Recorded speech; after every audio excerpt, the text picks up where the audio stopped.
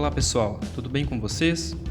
Nesse vídeo vamos falar sobre as consequências da autocorrelação na construção de modelos econométricos e também sobre algumas medidas de detecção da autocorrelação. As hipóteses clássicas que definem o método dos mínimos quadrados ordinários assumem que os resíduos são independentes e identicamente distribuídos, com média zero e variância finita e constante. Se os resíduos são autocorrelacionados, eles violam a hipótese de independência dos erros, e isso afeta a estimativa da variância dos parâmetros. Vamos supor que os resíduos de uma determinada regressão sigam um processo chamado de autorregressivo de ordem 1. Definimos esse processo por UT igual a ρ UT-1 mais ET. O parâmetro ρ é o coeficiente de autocorrelação dos resíduos. Ele varia de -1 a 1. Se ele for negativo, significa que os resíduos estão negativamente correlacionados. Se ele for positivo, quer dizer que os resíduos apresentam correlação positiva. Quando há autocorrelação dos resíduos, a variância do estimador β2 pode ser escrita por σ2 sobre somatório de xt ao quadrado. Porém, na presença de autocorrelação, a literatura demonstra que a definição da variância do estimador passa a depender de uma estrutura que leva em consideração o coeficiente de autocorrelação dos resíduos. Então, a fórmula da variância do estimador de MQO se torna inválida, e com isso também se tornam inválidos os testes estatísticos T e F. Veja nessa fórmula que, se o parâmetro ρ for zero, a variância do estimador volta a ser igual à variância de MQO. A autocorrelação não afeta as propriedades de não tendenciosidade, consistência e linearidade dos parâmetros. Porém, como a variância do parâmetro na presença de autocorrelação é alterada, uma estimativa desse componente sem levar em consideração a estrutura de autocorrelação dos resíduos pode levar a uma estimativa errada da variância. Então, o parâmetro estimado deixa de ser eficiente, porque a variância passa a ser incorretamente estimada pelo método dos mínimos quadrados ordinários. E como geralmente o coeficiente de autocorrelação dos erros é positivo, podemos dizer que a variância de MQO quase sempre subestima a verdadeira variância do parâmetro. Nesse contexto, os testes estatísticos e os intervalos de confiança se tornam imprecisos. Existem procedimentos formais e informais para detectar a presença de autocorrelação. O método informal mais conhecido é a análise gráfica dos resíduos. Em geral, a gente pode observar padrões de comportamento dos resíduos quando avaliamos a trajetória dele ao longo do tempo. Além disso, um gráfico de dispersão entre os resíduos e os resíduos defasados também fornece informações que podem ajudar a análise.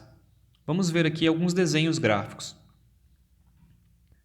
Quando os resíduos são bem comportados, a análise gráfica não indica um padrão definido de comportamento. Porém, quando há autocorrelação, os resíduos parecem se comportar seguindo algum padrão pré-estabelecido. No gráfico A, vemos que os resíduos alternam entre valores negativos e positivos, em um padrão muito bem definido de subidas e descidas. No gráfico B, a gente também pode observar que os resíduos parecem se comportar mantendo uma trajetória crescente ao longo do tempo. Então, visualmente, é bem provável que esses resíduos apresentem autocorrelação. No gráfico E, veja que a dispersão dos resíduos no tempo não segue um padrão muito bem definido. Ele parece oscilar de forma mais aleatória entre valores positivos e negativos. Quando esse tipo de desenho é observado, é bem provável que os resíduos não sigam um processo autocorrelacionado significativo. Veja esse outro gráfico. Aqui, os resíduos foram plotados contra os resíduos defasados, e a forma de analisar esse gráfico é praticamente a mesma. Quando é possível enxergar algum padrão de comportamento dos resíduos contra os resíduos defasados, também é possível que haja autocorrelação. Nesse caso, a sugestão é de que existe autocorrelação positiva, porque a associação entre os resíduos e as defasagens apresenta um coeficiente angular positivo. Agora vamos analisar alguns procedimentos formais. O primeiro deles é o teste das carreiras de Gary. O teste de Gary se baseia num conceito de carreiras. As carreiras são um número de vezes em que uma variável oscila entre valores acima e abaixo da média. Então, esse teste compara o número de carreiras dos resíduos da regressão com a quantidade de carreiras esperada para uma variável puramente aleatória. Vamos ilustrar esse conceito com um gráfico. Aqui temos uma série residual que oscila entre valores positivos e negativos. A primeira carreira desse resíduo é composta pelo conjunto de observações residuais que estão localizadas abaixo da linha zero. Quando o resíduo muda de sinal, somamos uma carreira no comportamento desse resíduo. Chamamos de N1 a quantidade de observações positivas que esse resíduo possui e denominamos de N2 a quantidade de observações negativas. N1 mais N2 é igual ao total de observações dos resíduos. Nesse exemplo, os resíduos alternam entre valores positivos e negativos 5 vezes. Então, definimos que a quantidade de carreiras dessa variável é igual a 5. Gary demonstrou que, para uma variável que apresenta N1 e N2 maiores que 10, a média esperada do número de carreiras é igual a 2 vezes N1 vezes N2 sobre N mais 1. E que a variância esperada do número de carreiras pode ser definida conforme essa fórmula aqui da variância de R. Com essas informações, é possível criar um intervalo de confiança que contenha com certa probabilidade o número de carreiras de uma variável que é puramente aleatória. O valor esperado e o desvio padrão são obtidos por essas fórmulas, lembrando que o desvio padrão é a raiz da variância. E o valor crítico é obtido pela tabela Z. Por conveniência, podemos definir Z com um valor de 1,96, que é o Z assintótico a 5% de significância. Então, basicamente, o que temos que fazer é obter a quantidade de observações positivas e negativas dos resíduos para construir o intervalo de confiança. Esse intervalo de confiança contém com 95% de probabilidade a quantidade de carreiras de uma variável puramente aleatória. Se o número de carreiras observada nos resíduos estiver fora desse intervalo, então podemos dizer que os resíduos não são uma variável aleatória. O H0 do teste é a hipótese de que os resíduos são aleatórios. O H1 é a hipótese alternativa, que supõe que os resíduos sejam autocorrelacionados. Para fins de fixação, resolva o seguinte exercício.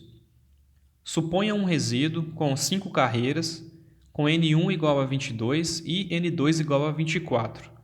Construa o intervalo de confiança do teste de Gary e verifique se a série residual apresenta autocorrelação. Vamos abordar agora o teste Durbin-Watson. O teste Durbin-Watson é um dos mais utilizados em modelos econométricos. Ele se baseia na estatística D de Durbin-Watson, que foi desenvolvida pelos autores. A estatística D calculada é definida por somatório de UT menos UT menos 1 ao quadrado dividido por somatório de UT ao quadrado. O teste também tem algumas suposições iniciais. Por exemplo, supomos que o modelo tem intercepto, que a variável x é fixa e não aleatória, que capturamos somente a correlação de primeira ordem dos resíduos, que o erro é distribuído normalmente, que o modelo não inclui a defasagem da variável dependente e que não existe observações faltantes nos dados. O procedimento consiste em estimar o valor de D e verificar se esse valor se encontra em faixas em que a hipótese de ausência de autocorrelação não é rejeitada. O valor de D pode ser obtido pela expressão D igual a 2 vezes 1 menos ρ, em que ρ é o coeficiente de autocorrelação dos resíduos. Como ρ varia entre menos 1 e 1, o coeficiente D vai variar entre 4 e 0. Pela expressão, vemos que quando existe correlação positiva perfeita entre os resíduos, ou seja, quando o ρ é igual a 1, D vai ser igual a 0. E quando existe correlação negativa perfeita entre os resíduos, ou seja, assumindo que ρ seja igual a menos 1, D vai ser igual a 4. Agora, se não há autocorrelação nos resíduos, ρ vai ser igual a 0 e D vai ser igual a 2. Então, quanto mais próximo dos extremos, maior é a evidência de autocorrelação nos resíduos, e quanto mais próximo de 2, maior a evidência de ausência de autocorrelação. Dub e Watson propuseram um gráfico para analisar essas hipóteses. A construção desse gráfico se baseia em dois limites, o limite inferior, dl, e o limite superior, du. Com base nesses valores, construímos as áreas do gráfico. Na área verde, entre du e 4 menos du, não rejeitamos a hipótese de ausência de autocorrelação. Entre os limites dl e du, não é possível dizer se há ou não autocorrelação, então chamamos essa área de zona de indecisão. E nas áreas vermelhas, entre 0 e dl e entre 4 menos dl e 4, rejeitamos a hipótese de ausência de autocorrelação. Os valores de dl e du são obtidos em uma tabela proposta por esses autores. Essa tabela se baseia no tamanho da amostra e no número de variáveis explicativas do modelo. As etapas do teste são as seguintes.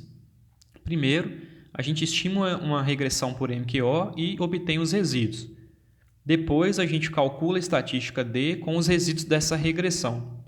Com base no tamanho da amostra N e do número de variáveis explicativas K, definimos os valores dl e du. Depois construímos o gráfico e seguimos as regras de decisão. Vamos dar uma olhada aqui na tabela de Dub e Watson. N é o tamanho da amostra e os números que variam de 1 a 5 acima da tabela são o K. Então, por exemplo, se estamos analisando um modelo com 50 observações composto por 3 variáveis explicativas, os valores dl e du a 5% de significância são 1,42 e 1,67.